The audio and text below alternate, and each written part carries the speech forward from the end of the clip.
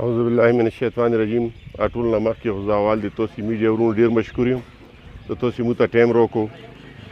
موږ کوم ګرینډ جرګه راغلې ده انشاءالله اوسه پورې موږ نه مایوسه نه یو.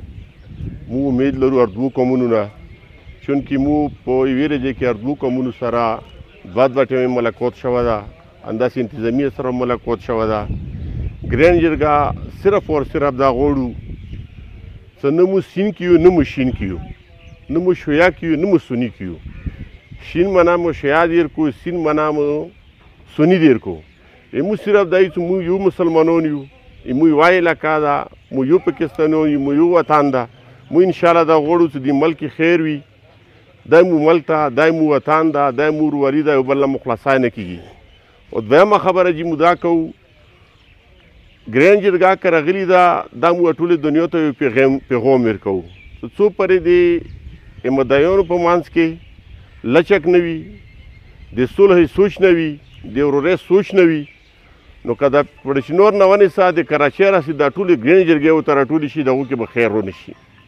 موږ ټولو ورونو ته هم سني ته هم شیعه ته دوه ورونو ته دا ګزارش کوو او دا ریکویسټ کوو چې تاسې په خپل وطن په خپلو بچیو په خپل وطن باندې هغه راخه موکې چې تاسې نه غیر ملکونه هغه فایده ونه خلي چې کومې موږ په انتظار دي پاکستان کې موږ کله توړ ولو.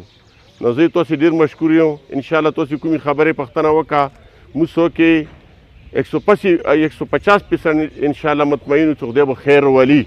خو یوه خبره ورسره ضرور کوو که د دغو مدعیانو خپل منځ کې دا لچک پیدا وکړو بیا به کېږي، ورنه جرګه به 2 ورځې 10 ورځې 6 ورځې ورته ایستوره شي.